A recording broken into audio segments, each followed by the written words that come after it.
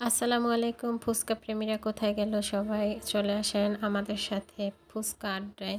আমাদের এভাবে মাঝে মাঝেই ফুচকা আড্ডা বাসায় হয়ে থাকে সব ভাবিরা মিলে। অবশ্য বাহিরে বসে ফুচকা খেতে অনেকেরই ভালো লাগে না, তাই আমরা বাসায় এসে এগুলো করি। তবে ফুচকা খেতে ভালো লাগে না এমন কোনো মানুষ আমার চোখে পড়েনি।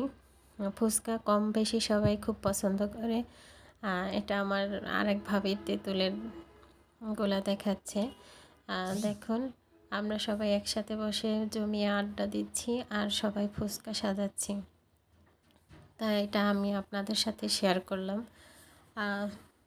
আমার কাছে এগুলো খুব ভালোই লাগে। একসাথে বসে কম হোক যাই হোক আমরা সবাই মিলে একসাথে খাই। সবাই হেল্প করছে দেখুন আমার সাথে, খুব ভালো লাগে। অবশ্য আমি কিন্তু ভিডিও করছিলাম, কিন্তু আমার আরেক ভাবি সে ফুচকাগুলো সাজিয়ে দিচ্ছে। আমি ফুচকাগুলো ভেজে নিচ্ছি কয়েকটা কয়েকটা করে। এটা অবশ্য বাজার থেকে কিনে আনা ফুচকা, শুধু আমি তেলে ভেজে নিচ্ছি। ফুচকাগুলো যখন তেলে এভাবে করে ফুলে ওঠে আমার কাছে দেখতে খুব ভালোই লাগে। তো এভাবে করে আমি দেখুন সব ফুচকাগুলো একে একে করে ভেজে নিচ্ছি। অন্যদিকে গল্পে আড্ডায় আমার ঘর ভরপুর হয়ে গেছে ভাবিদের সাথে। খুবই এনজয় করছি। আপনারা যদি ভাগাভাগি করতে চান তাহলে অবশ্যই আমার বাসায় চলে আসেন।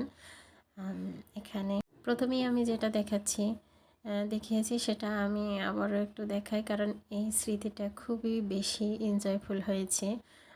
সবাই খুব হাসাহাসি গল্প কথাও অসাধারণ। আমাকে অবশ্য দিচ্ছে না তারাই, তবে ফুচকার ভিতরের যে পুরটা এটা আমি কিভাবে করলাম এটা স্কিপ করে দিয়েছি। অন্য একদিন অন্য একটা ভিডিওতে আমি আপনাদের এর ফুল ভিডিওটা দেখিয়ে দেব, ফুচকা রেসিপির ফুল ভিডিওটা। আজকে শুধু গল্পের জন্য এটা দিলাম। মাঝে মাঝে এমন ফুচকা আড্ডা কারি না ভালো লাগে, তবে আমাদের শুধু ফুচকা আড্ডা না, আমাদের সব আড্ডাই হয়। এরপর দেখুন একজনে হেল্প করতে আছে তেঁতুল দেওয়ার জন্য। বেশ আলহামদুলিল্লাহ ভালোই লাগলো, সবাই মিলেমিশে কাজ করতেছে।